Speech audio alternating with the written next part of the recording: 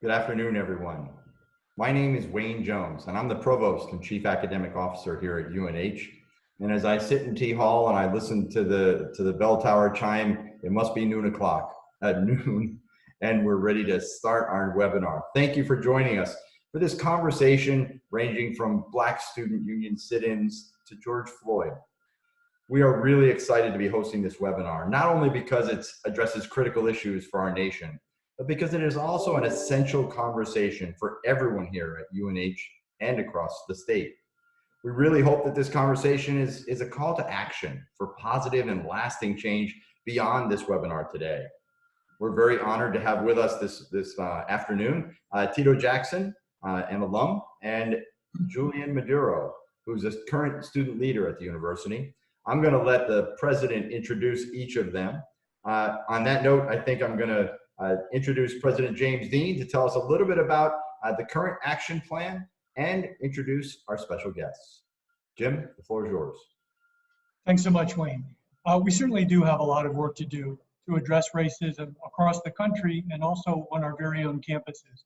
And this became even more clear with the national protest that followed the killing of George Floyd by the police. I was really deeply humbled and honored to attend the Black Lives Matter rally right here in Durham and to see the large turnout for those rallies really across the state. Incredibly powerful, peaceful, and inspiring demonstrations across the state, and particularly right here in Durham. You know, when society faces major challenges like this one, people look to institutions, particularly the institutions of higher learning, to lead with ideas, with dialogue, and with action. And I'm very thankful on that point for the alumni, for the students and faculty who helped us to create the new action plan that we referred to. So the plan has just two parts. And the first part, which we're actually doing today, is simply learn and listen. And this is something that we can't do enough of when it comes to race in America. So I'm particularly grateful to Tito Jackson and to Julian Maduro for sharing their personal experiences, their perspectives, and their ideas regarding racism, racial justice, equity, and their own personal experiences. So I know that Tito and Julian have a lot to say here, and we really do look forward to listening to them. For background, Tito was a student leader here at UNH, including student body president. He was awarded the UNH Young Alumnus Achievement Award in 2011, and then an honorary doctorate in 2018. He served with distinction on the Boston City Council for 7 years and was even a candidate for mayor of Boston, and today is the CEO of Verdant Medica. Julian is from Greenland, New Hampshire. She's a McNair Scholar, a program we're very proud of, majoring in English, and another outstanding student leader who helped to organize the recent rally that we had here on campus, which again, I found incredibly moving and inspiring. The second part of our plan is to take action. This is essential to our success at confronting these issues in building a better UNH culture and community for everyone. And we encourage you to review the UNH action plan online, and we'll be announcing some specific steps that we're going to take over the next couple of months. So thank you, everyone. Thank you for joining us, Tito and Julian in particular. We look forward to listening and learning. And at this point, I'm going to turn it over to Tito Jackson to make some remarks. Thank you. Thank you so much, President Dean. I truly appreciate your leadership, and I appreciate the fact that the University of New Hampshire is rolling up our sleeves in order to address these important issues of the time. I also want to thank the people who are on the ground doing this on a day-to-day basis. Julian, I want to thank you as well as all of the students who are there fighting the good fight. And I want to let you know we have your back. So just a little bit about myself. I'm from Roxbury, which is part of Boston. I went to Brookline High School. I was lucky enough to go to school with Theo Epstein and Sam Kennedy, who are connected to the Red Sox organization. And I went to a very diverse high school. When I was approaching college, I really wanted to go to HBCU, which is a historically Black college or university. And I wanted to go to Morehouse College because Martin Luther King attended Morehouse. And so I was very focused on that. When you apply to schools, you get 2 letters. You get one that you're happy about, which is the letter that lets you know whether or not you got into the school. And I got into Morehouse, got in also to UNH. And then you get something called a financial aid package.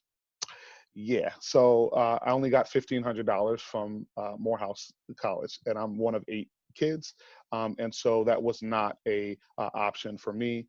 And so I ended up going to not quite a historically Black college or university called the University of New Hampshire, and so I accepted the opportunity to go there. And the first day, I'll never forget. I lived in Lord Hall. When it was all males, and definitely smelled like it was all males at that time. I got there, and my parents dropped my stuff off, and we went upstairs and started unpacking things. And then after my parents left, mind you, my mom, of course, customarily embarrassed me on the way out. She decided to remove something from the side of my mouth in front of all my new guy friends. The only way that my mom could do that, which is to lick her thumb and yeah, put it on my face. So thoroughly embarrassed after that. And in addition to the fact that she wrote my name on every article of clothing because she thought I was going to camp instead of college. But then from there, things got very real. So we used to, and I want to thank President Dean and the current administration for not doing this anymore. We used to bring the whole first year class to the field house. So it's something like 3,000 people. So skinny Black kid from a predominantly Black neighborhood, walking and get to the field house, and I back in, and I'm talking to somebody, and then I turn around, and my stomach sinks. I didn't see another Black face in there, and I sometimes joke that maybe I thought maybe this was actually everybody else's session, and that there was a session for Black students someplace else. That was actually not the case. When I actually came to terms with it, I had signed up to attend a school at that time that only had 54 Black students in the whole student body.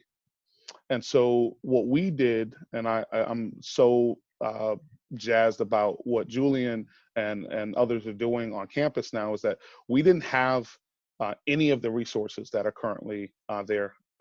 So we as students came up with an organization, and we called it the Black Student Union.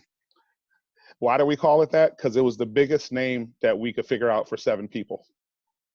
And therein lies one lesson for folks, that when it comes down to how things actually change, it's usually small, thoughtful groups of individuals who step forward, put themselves out, like Julian is doing today, and move things forward. In addition, I like cowboy movies. The thing I want to say to my fellow UNH alum is the cavalry is not coming. Nobody's coming to save us but us. It's going to be the folks who are on this call, who are part of this community, that know and love University of New Hampshire, who are going to get us to where we need to. So we started that Black Student Union, and we put together a list of demands to the president at the time. His name was Dale Nitschke.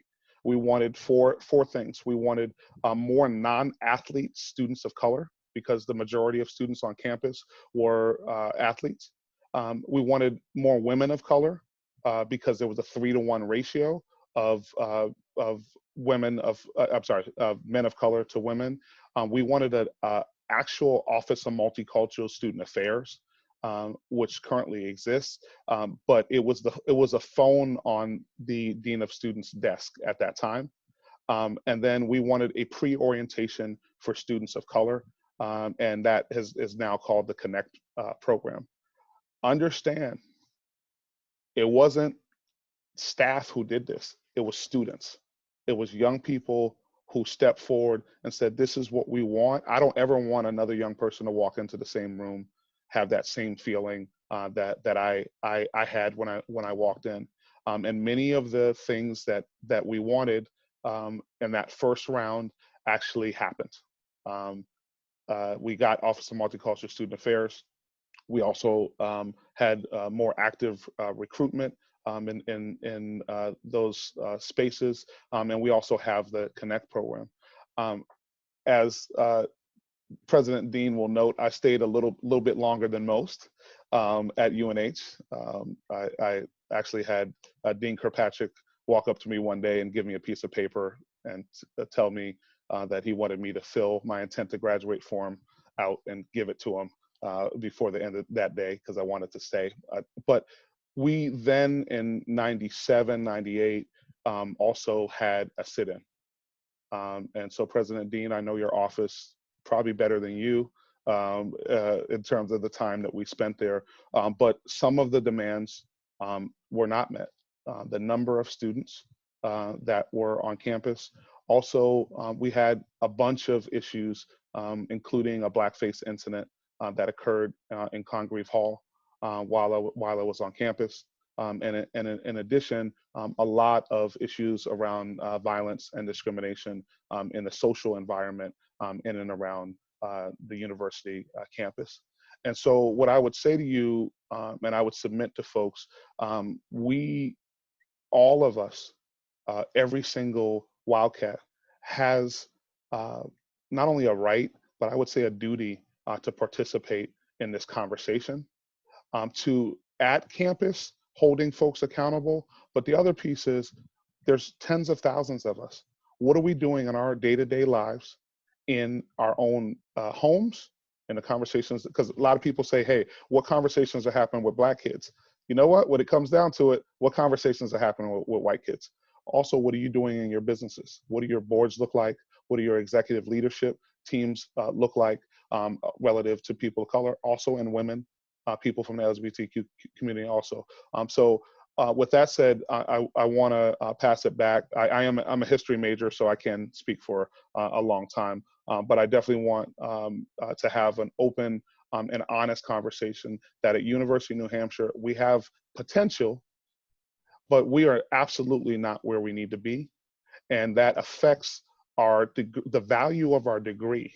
And I would submit to you, there's a financial component here that getting to know folks who are from diverse backgrounds, challenging each other in classrooms and also in social and school leadership settings makes not for only better students, but the product that we're putting out to the public means that our young people who are going out and competing are going to be able to represent, be able to lead, and be able to move things forward in ways that are culturally competent, that think about these things, and that actually take us to the next level. So I'm very honored and glad to be part of this panel.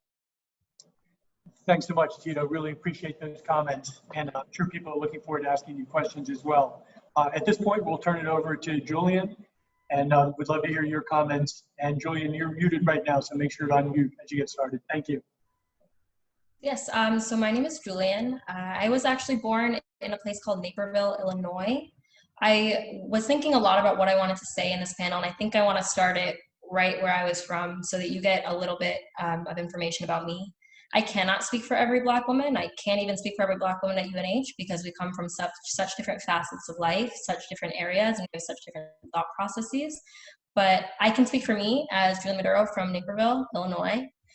Before I even begin, I also do want to mention, though, that I am light-skinned, which means that my experience as a Black woman is different from others who are darker skinned, my darker skinned brothers and sisters, because they're going to have to deal and go through things that I'm not even going to have to deal and go through due to centuries of slavery and segregation deeming lighter skin more palatable and more desirable. With that being said, I grew up in the deep Midwestern suburbs, and as you can imagine, I was one of 5 Black people in my town, the other 4 being my mom, my dad, and my 2 sisters. So much so that everybody thought my dad was actually the guy from that Allstate commercial way back when, because that was the only other Black guy that they knew. Wow. And my family, we didn't really talk about race. You see, my parents had made themselves very successful. They came into this really wealthy neighborhood, and they didn't want to be the people that talked about it, that made other people uncomfortable, that made people ask them, do you belong here? Why are you here? So we never talked about it. In fact, I didn't really know I was Black until I learned through my white peers that I was Black. Because when you're a kid, you don't really see yourself as different. You just sort of see yourself as the people around you. I learned I was Black through comments like, Julie, you don't talk like you're Black. You don't look that Black. What's it like growing up in the ghetto, Julie, even though I live down the street from them? Different things like that. I learned I was Black through being excluded from the slavery discussion in my classrooms, even though I didn't even know what slavery was. That's how I sort of learned. I learned through that feeling of discomfort in the pit of my stomach that I felt when people used to make kind of weird comments that I didn't really know how to name or why it made me feel so uncomfortable.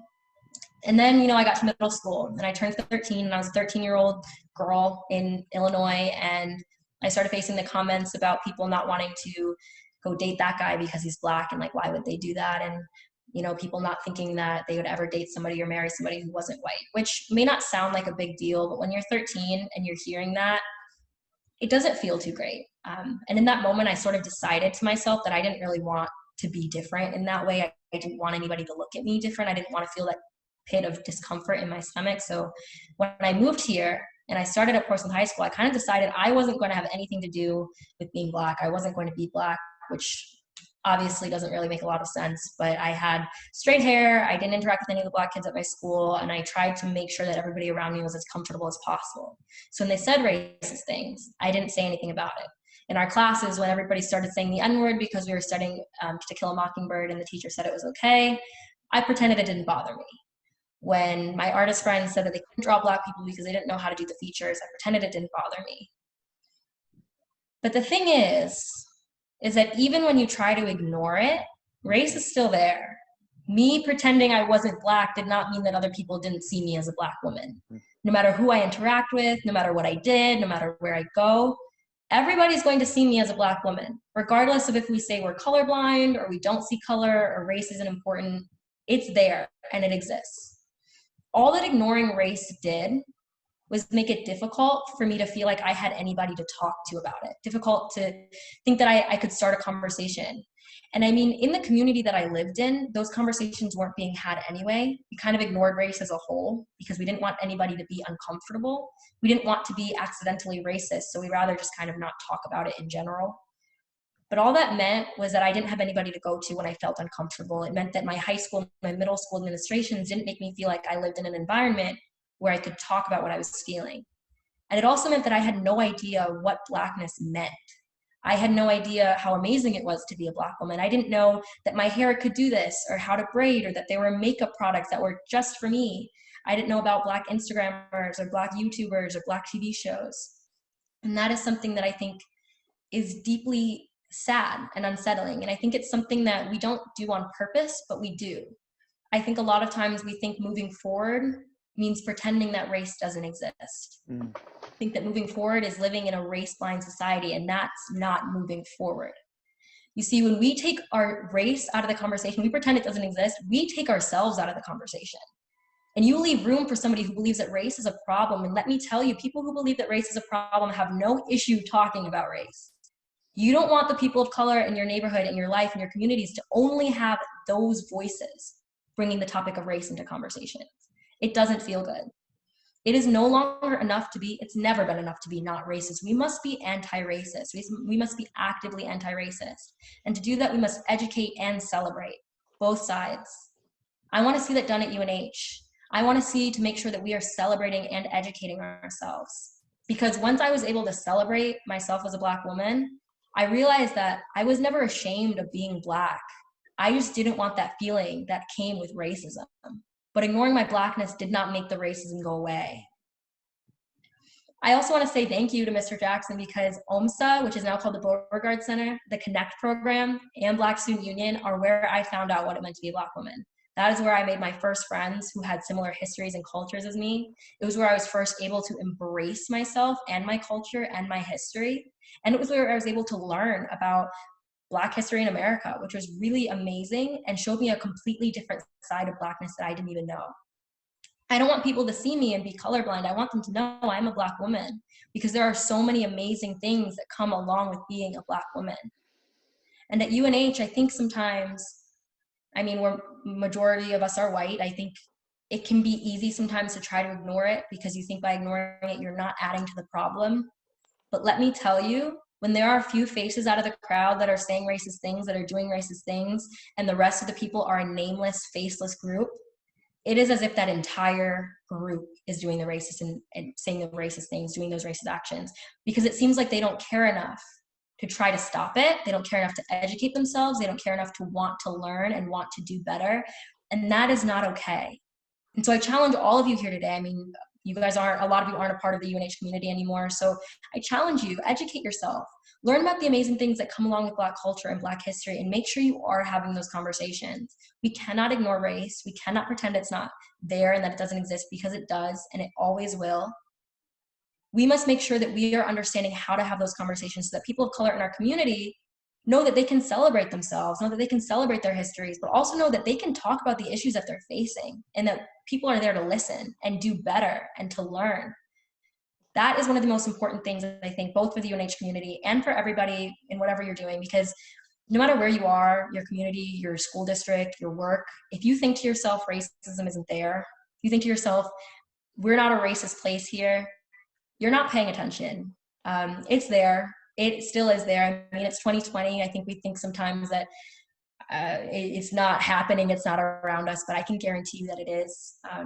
I want the students at UNH to know that it's there, that it exists. I'm tired of having people tell me that we're not racist here. We don't have racism at UNH, when the people of color know intimately well that there is racism there. It is not only our burden alone to know all the racist things that are happening in the shadows and behind closed doors. It is everybody's duty to know, everybody's duty to educate themselves, and everybody's duty to do better. Take yourself out of that nameless crowd and make yourself actively anti-racist. That is the only way to be an ally and the only way to make change for the future. Thank you. Thank you. Wow. So thank you, Julian, and thank you, Tito. It's just incredibly generous of you to share your perspectives, your ideas, experiences with us, and we really appreciate your being willing to do that. So thank you. At this point, we really would like to hear from the audience with your questions, and you should see the Q&A box located at the bottom of your screen, and you can submit questions there. And Debbie Dutton, who we haven't introduced yet, but now will be on your screen, our Vice President of University Advancement, will step in to moderate. So thank you, everyone, and I'll turn it over to Debbie. Thank you, Jim. We do have a few questions, and please keep them coming. The first one we got is expressly for Tito, and this is from a current student, and she's asking you, Tito, there's a few student groups on campus. I'll list them. There may be more, but these are the ones she's listed. And she's concerned that they're not funded because they're deemed to be closed. And she wants your opinion on that. Those groups are the Trans UNH group, QTPOC, and also the NALA groups. So she's concerned that they're not funded because they're deemed closed, and she's hoping you might have some thoughts on that, Tito. Okay, so I don't know what all of those groups are. I do know that when I was at the University of New Hampshire, we had the student activity fee, SAFC, and that was also a very difficult situation, in particular for Black students to get funding. We actually hosted a step show when we were at school, and we had some folks from Black fraternities and sororities and step squads come, and we met with met a great deal of pushback because the folks who we were speaking to thought we literally wanted to show steps, like physical steps that you walk up. For those who don't understand what I'm talking about, there is a African boot dance culture that has been adopted into our Black fraternities and sororities. So one of the things that I would say, one, I do believe that student organizations do deserve funding, and there are definitely coalition and collaboration strategies that we used while we were there. So there weren't enough, there literally were not enough people of color, folks from all of these organizations. So what we did is we formed this organization, I don't know if it still exists there, called the Diversity Support Coalition, right? And so what we ended up doing was literally we had a Jewish student organization, Hillel. We had the Muslim student organization who was in there.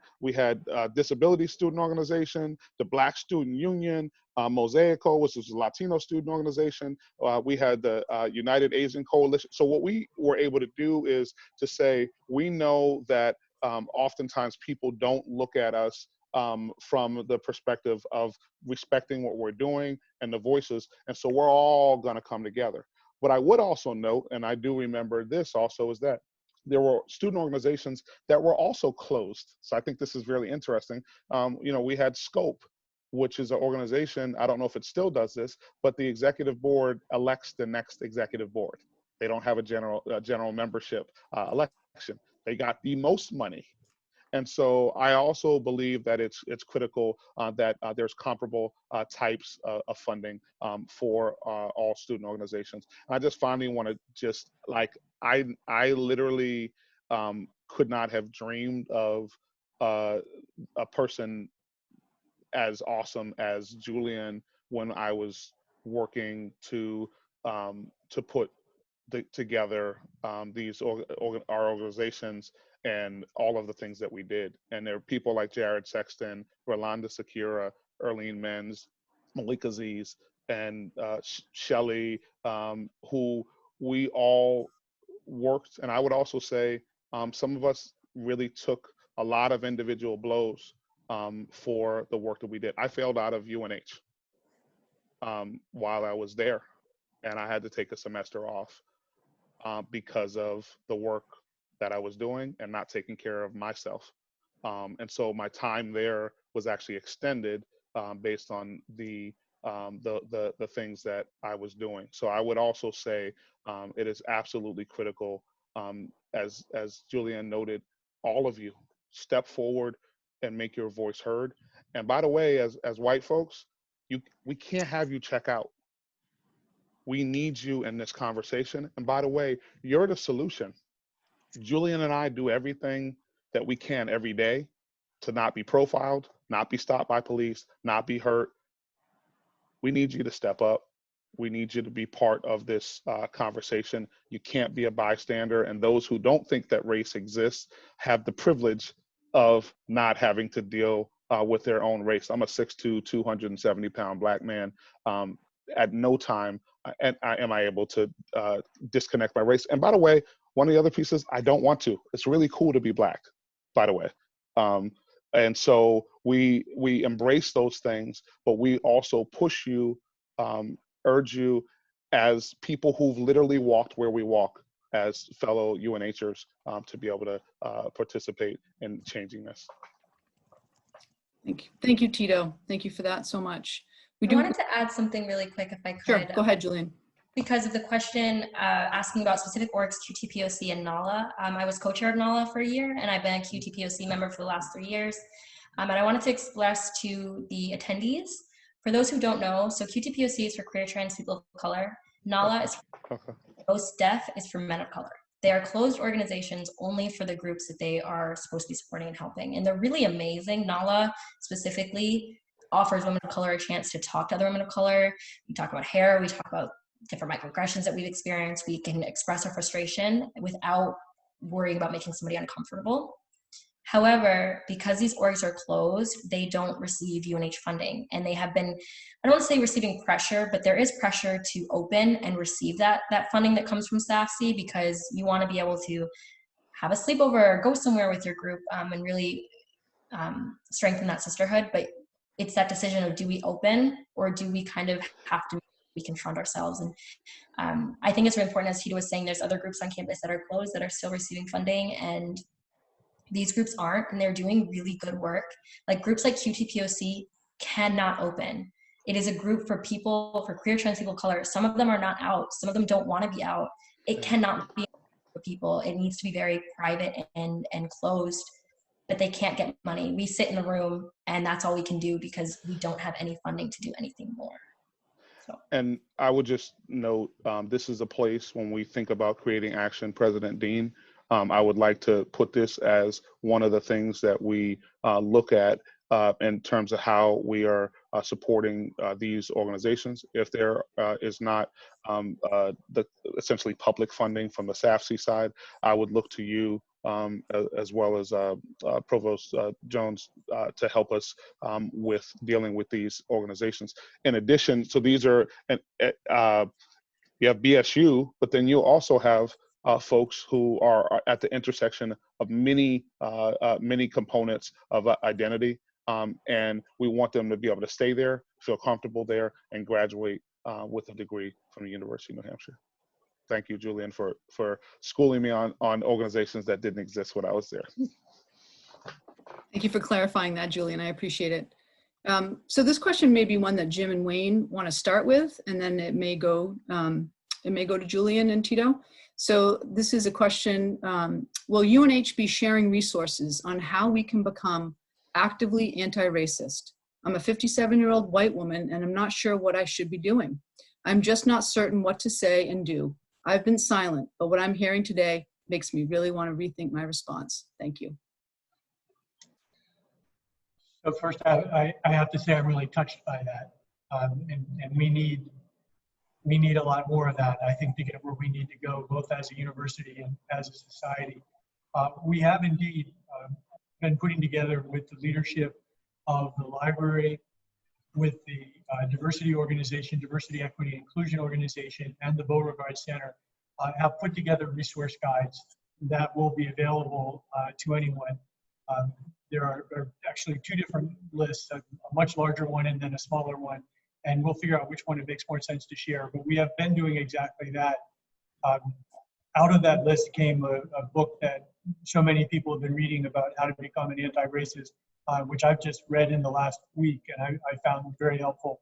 But that's just the beginning. There's just a lot more available. So Debbie, we will make sure that we can get those websites to you so you can share them with all the alumni. And thank you so much for that question. That's great. Does anyone want to add to that before I move on? I also just want to say that like knowing that you want to do better is like a really great first step to like doing better. Finding ways, I think, like I said, like the two words, educate and celebrate, finding ways to do both of those things is a great step forward. So finding Black authors to read, watching Black movies, learning about the culture and the history is really important, but also find events near you that celebrate it. If you're near UNH at all, UNH has a myriad of events that celebrates Black history, that celebrates even like Latinx history. We have so many different things.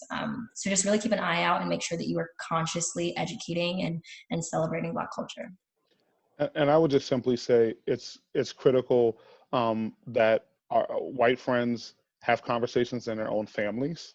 And I know that people do want to kind of make the connection with Black folk, but the other piece is like the actual awakening oftentimes happens at a kitchen table, oftentimes happens in a boardroom discussion. And don't be afraid to say ouch. Ask Gucci what happens when you don't say ouch. Ask Heineken what happens when you don't say ouch, or even have someone there. And also, I guess, lastly, the way that rooms look right now is deliberate. Rooms that don't have women in them, with all guys in them, that's deliberate. And I know we try to pretend as if it is not, it just happened that way, but there's a deliberateness to it. The rooms that don't have a Black person in it, that's also deliberate. So look at who's in the room. And if you are able to be actively anti-racist, which also means you can't be passive, right? So there's a key there around being anti-racist. As a man, I was a sharp advocate on campus. If I'm going to be anti-sexual violence against women, I have to say something in the locker room. I have to say something while we're watching the Patriots game. And so that also means that you need to and have to, not only when it comes to dealing with Black folk, when there's no Black folk in the room, we also need you to be that voice and that challenging voice to correct people and make them think about what they're doing. My peers and I like to say, call out your friends. Like, that's your responsibility. Don't put the burden on the people of color in your community to call out people. Like, it is so much easier for people to hear it from a friend or from somebody that looks like them. It's a lot they're a lot less likely to get defensive, and it makes the conversation sometimes a little more smooth. So be the person that calls it out, call out your friends, call out your family, and have those conversations. Thank you. We have a question from a faculty member. So perhaps this can go to you first, Julian, and then Tito, if you want to comment, and maybe Wayne, you might want to comment as well. So how do white faculty do a better job of making Black students in our classes feel more comfortable? How do white faculty handle issues of race, for example, race in the justice system, so Black students feel comfortable sharing their experiences? Yeah, so one, talk about it, foster conversations and foster environments that talk about it. When I was sitting here thinking of what I wanted to talk about, I was trying to think of how often have I heard race mentioned in my classes, and it is not often. And I am an English and Justice Studies major, Justice Studies, where race needs to be at the forefront of the conversation, and it's just not, because it's seen as too political. I think it is important to remember that Blackness is not inherently political. My existence is not political. Talk about it, have those conversations, make sure that if you're talking about the justice system, bring up the fact that Black people are in prison, that 38% of the prison population are Black individuals, and that is very disproportionate to the amount of Black individuals in our country. Talk about it. Bring up why that might be a problem. There are ways to be factual and not be, I guess, opinionated or political, but still talking about race and still making sure to have those conversations. Showing your students of color as well that you are willing to have those conversations are really important. But I think the most important thing is also making sure that you understand that you're going to make mistakes and that you're not going to get it right all the time. And understanding that you can say, hey, I messed up, retract that statement, say, hey guys, that was not okay, that was wrong, I shouldn't have said that, and move forward. Trying to be right all the time is only going to serve to make it hard for you to kind of backtrack and hard for you to say, I'm sorry. And I'm sorry is one of the most important things that you're going to need to say during these kinds of conversations. Thank you. Tito, did you want to comment? I just second all of that. I guess the thing I would say is, don't always put your Black students on the spot when it's an issue of, and so one of the first sociology classes I walked into, and also watch your analogies. The first sociology class I walked into, the teacher, who probably most of the time didn't have a Black kid in his class, so said, oh, hey, we're going to explain deviance. And said, hey, if we were all in the Ku Klux Klan and one of us wasn't, that would be deviant behavior. So I looked to my left and looked to my right, and it's like, I don't quite, and I happen to be a little bit outgoing, and so I was able to have that conversation with the teacher. That presented for many, it felt like a hostile environment. So that's an extreme, but the other components are looking for heroes and sheroes in your field. So by the way, you don't have to be in sociology or history. You could be in science and SEPs and those places to be able to bring up people of color who are thought leaders or leaders in those spaces. That's another place and space for this, because the other component is if we only have cisgender white men who are brought forward to us in our learning environment, those are the people who are going to be heralded. And then if we don't see ourselves in those spaces, then how are we, if we don't see it, how are we going to be it relative to how things are going? So Debbie, I would layer on two things. First of all, I think the best thing you could do is recruit Julian to be in your class, because I think that would be an outstanding way to learn more. But I would mention just two things. In addition to maybe not calling out Black students in your class, I also wouldn't overly rely on your Black faculty and staff colleagues. I think that you need to be part of the conversation, which leads me to my second point. Right now, every college around the university is doing their own approach to how do we engage in a dialogue. Do we have a symposium? Do we have some sort of an open forum? Is it with students? Is it alumni? I think it's the responsibility of every faculty member to be involved in that conversation and engage in that conversation, so that, as Julian said, if you make a mistake, you can own it and say, you know, let me take that back. I shouldn't have said it that way. I should say it a different way. Or maybe even ask the question, you know, of where can I learn more about this? And that's one of the reasons we put together those library resources. So Julian, Tito, great answer. I'm looking forward to learning more. Thank you. We have a question now for President Dean and for Provost Jones. As an alum of UNH Manchester, I'm wondering, how specifically do you plan on implementing anti-racist initiatives on the unique campus of Manchester, bearing in mind its distinct culture, student body, and diverse racial demographic? So I'll start and then I'll hand it over to Wayne. So first, I just want to make clear that we are in the listening and learning phase right now. So we have said, and we've made a commitment that we will take action after roughly 6 weeks of listening and learning, which you could argue is too long or you could argue is not long enough, and I'll accept both of those, but that's what we picked. So we're in the phase now of having these kinds of conversations, of reading, of watching films, all the things that we need to do. We'll start to announce specific action plans in August. And the other thing I would say is that we have identified the President's Leadership Council as the group that's going to own this. And that's a group of about 30 people who are the senior leaders at the university, which includes Dean Mike DeSalle, who's the dean at UNH Manchester. So he's very much involved in these discussions. As we get closer to specific actions, we'll consider not only what Mike has to say, but what the students at Manchester have to say to make sure that our response is appropriate for each one of the campuses, including Durham, including Manchester, and also including the law school in Concord. Wayne, anything to add to that? No, Jim, I think that was pretty comprehensive. I will just also share that UNH Manchester does have a much more diverse community in every aspect, of socioeconomic, as well as race, as well as gender identity. And I think that the conversations they're going to have, and the reason we're doing this by college and we're letting the different colleges have their own approach to these conversations, is we're going to get different input. We want to take all of that input in because, frankly, Durham can learn from Manchester just as much as the law school can learn from Durham and every other combination thereof. I think that when we come out with our plan, we want that to be a plan that is useful for all of the UNH campuses. Great, thank you for that. There's been a number of questions on this theme, so I'll pick this one. What do your panelists think the best ways are to recruit more Black kids? I can't imagine how much courage it must take as a Black student to come to a nearly all-white school. So why don't we start with you, Julian? I'm gonna be honest, my first thought process is that I don't know if this is yet to be like where I want other Black students coming, because it can be difficult to be the only Black person in your classes and such.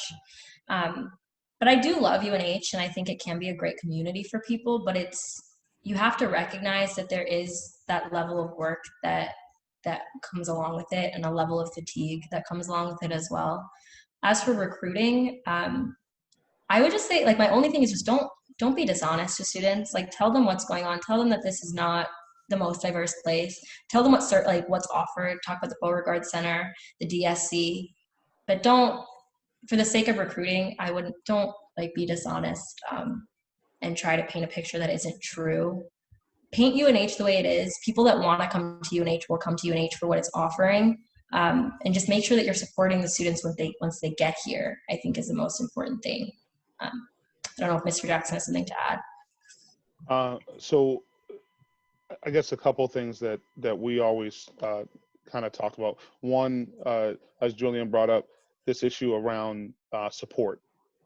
As noted, when I hear organizations that aren't getting the financial supports that they need, these are organizations that keep UNH sticky, because one of the things, if you're in a hole and you're trying to get out, stop digging is probably the first thing that you should do, right? So if we running the score up in terms of the Black students that we do have already at UNH, and it's ensuring that they have all of the supports needed, financial supports in addition to the physical safety, which sometimes was an issue while I was there, supports at that time.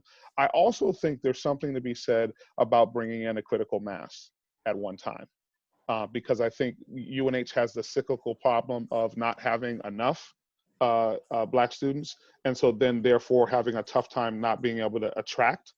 And so there are programs like the Posse Foundation, which is one, I just joined the foundation board, and it's one of the things that I'll be bringing up, which is it's an organization that brings students of color in cohorts of 10s to 12s that kind of go there. So you kind of have a group of 50 folks kind of coming in at one time, which supports that wraparound supports that are there to kind of help folks. And then the other pieces in math, if you want to change what's on the right side of the equal sign, you actually have to change what's on the left side. This is the history major in me speaking. When it comes down to it, we can't go to the same places, right? So the makeup of UNH is from the schools and pipelines that we currently have. If we're going to diversify and go to and get a different outcome, we have to think about where are we going to get students. And I think Julian hits it right on the head. Be transparent. We're not a historically Black college or university. That's not the case there. But when it comes down to it, if I still had to do it over, I would actually go to UNH because I grew more. I had no choice but to lead. And I was stretched in ways that I don't necessarily know I would have been stretched at other places. So I'm really proud of my experience there. And also from an alumni perspective, I'm on the board of the Boston Ballet because of an alumni named Allison Quirk. I would not be on the board of the Boston Ballet had it not been for an alumni connection. So there's a lot to get to on the outside, but we have a lot of work to do. One last piece. You can read books, you can look at blogs, and you can learn in ways about Black culture that you learn about anything else, right? So that's another piece. I feel like people get their growth gets stunted when it comes to issues of race. We have Jeffrey Bolster was there when I was there. He's the leading scholar in Black maritime history. We had some other folks that are there, but I challenge you to learn in the same way that you've learned any of the other things that are out there. Because by the way, Julian and I had to learn this stuff on our own, because just like you, we learned 1492 Columbus sailed the ocean blue 18 million times, but we didn't learn about our own history. So a lot of this was additional stuff that we had to learn. I think I just want to add really quick to that, because I think that's so important. I think there's this idea that Black people are born with this knowledge of their history, which is why I like to tell people where I'm from, because that is not the case for everybody.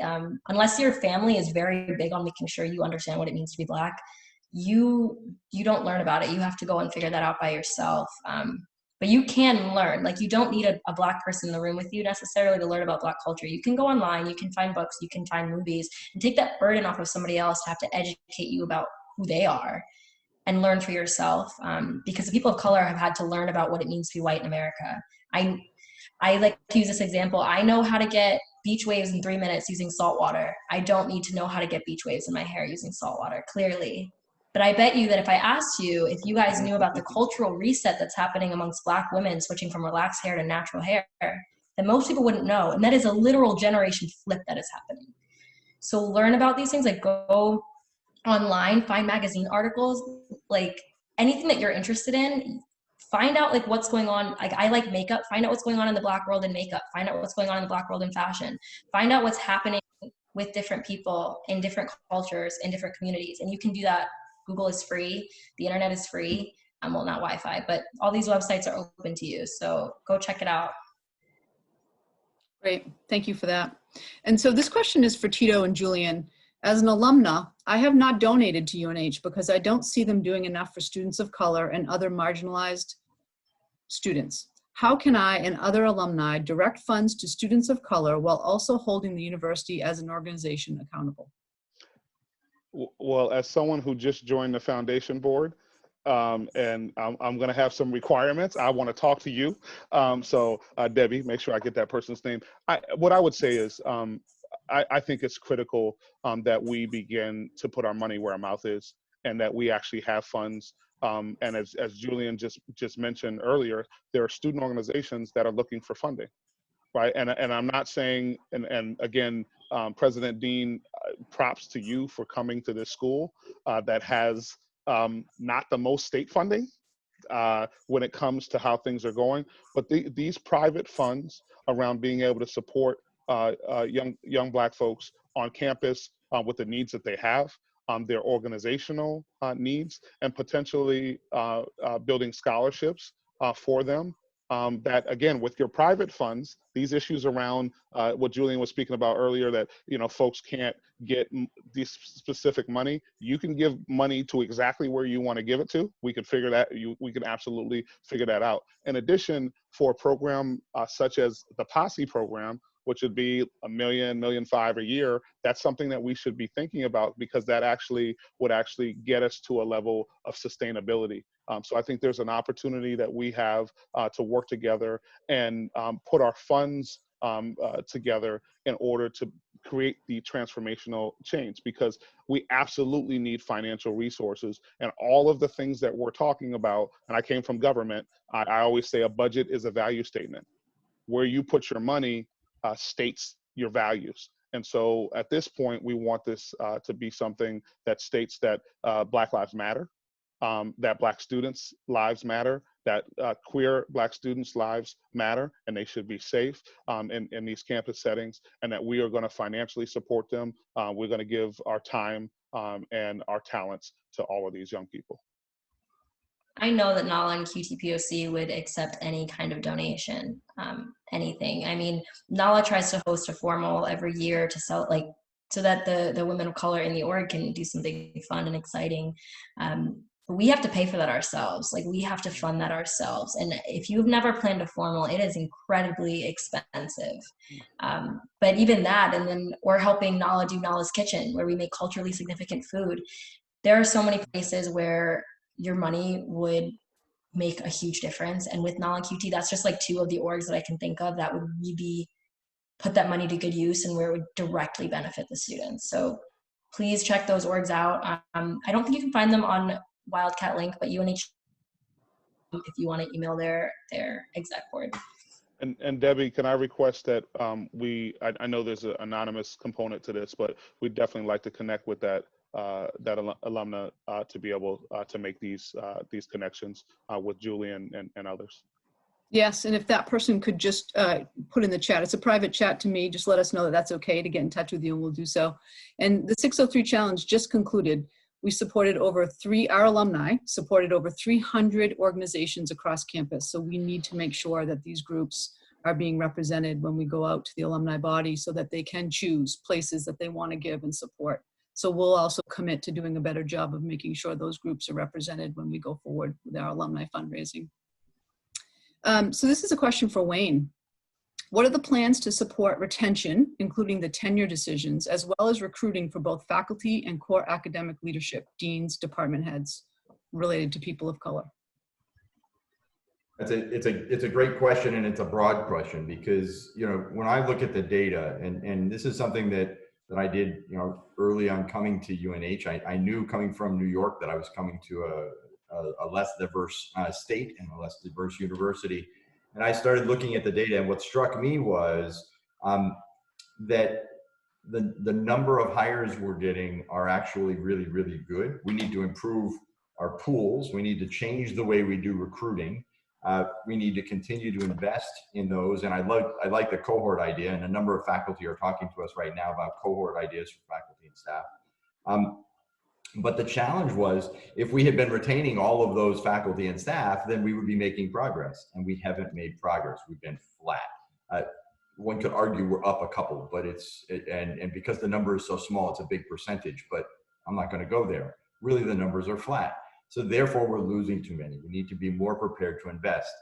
But it's not just resources. It's actually the culture. These faculty need to feel comfortable. The staff need to feel comfortable. We've been very fortunate in our recent hiring, and I think that comes in part from the fact that we've been changing the way we do semifinalist pools, and I've talked to the deans, and we've changed and required some training for all of our search committees, training through our advanced program, which really targeted women as a minority on campus in the faculty ranks, but is much broader, because it talks about unconscious bias, and it talks about active things that you can do and watch out for in those conversations. but we have a lot more to do. Those are some of the things we're doing. I will highlight one program that we created last year that I'm particularly excited about, and that's the Innovation Postdoctoral Diversity Scholarship Program. The idea here is to focus on, rather than focus on the current search pool, instead, let's go to students that are just graduating with their PhD, and let's give them an opportunity to join UNH in a department with a opportunity where we know we're going to have a hire, or we know we're going to have a need in a couple of years. And what's important about this program is it's funded by the college and it's funded by the UNH administration, so that those postdoctoral scholars get resources to help them, they get training to help them, and they're built as a cohort. This fall, we'll have 5 new postdoctoral scholars joining our program. Actually, I just heard we might have a 6th that's going to be joining. And I'm really excited that we should be in a position to get 5 or 6 of those every year. And there will be other conversations going on, I think, as part of our listening period. But that's a program that we currently have running that we will be sustaining. Wayne, can I suggest also that you guys do exit interviews? I think it's critical to understand why folk actually leave. And as noted, the numbers could be going up if we actually were able to keep the amazing people that we recruit. That's an outstanding point, Tito, and I'm very thankful I have a good answer, because I actually started that working with Kathy Niels, our head of HR. Last year, we turned that program on, not just for faculty of color, but for all faculty and that are going to be departing the university. So they all get an exit interview, not by their dean, not by the provost, but by an independent entity, to ask them, what is their experience? Why are they leaving? Last year, I was very, very thankful that we had several of our faculty of color were recruited, and we were able to retain everyone last year. This year, we lost a couple of faculty that didn't give us an opportunity to make a counteroffer. And so I'm really looking forward to seeing the data and the results of those. I've learned a little bit already, but it's something that we need to have in place. We need to keep it going, and I appreciate Kathy Niels' support to do that. We have about 4 minutes left, and I have a statement from an alumnus of color that I thought I would read, a statement of encouragement, and then I thought I could turn it back over to you, Jim, to any last remarks. Okay, this is the statement. Actually, normalizing conversations about race is more valuable than any books. When a white person hears my experience from me, and when a white person asks me questions, there is always a better understanding of a different consciousness. Don't you believe that a white person will read a book about something he or she does not know with his own lens? So an encouragement to have those conversations. Over to you, Jim. Well, thanks so much for that comment. That seems like a really great transition to the end of this. I want to thank everyone in the audience. I see we had a really great turnout looking at the numbers on the bottom of the screen. Thanks so much for attending this. Thanks for listening. Thanks for asking such great questions. One of the questions had to do with the resource guide, and I wanted to point out that we have now posted in the chat function of the call that resource guide. So you have the website there that you can take a look at. I don't really have sufficient words to thank Tito and Julian for trusting us and to be part of this call, for sharing your experiences, your insights, and the solutions and your recommendations. You've been just incredibly generous and incredibly gracious. Our hope, of course, is that this conversation is just the beginning. As all of us have said at one point or another during the call, we have a long, long way to go. We do have our action plan up, and we'll share that website to make sure that you know where that is as well. But the plan at this point, frankly, is about another 6 weeks of listening and learning, and then determining where we go from here. But we'll keep updating that.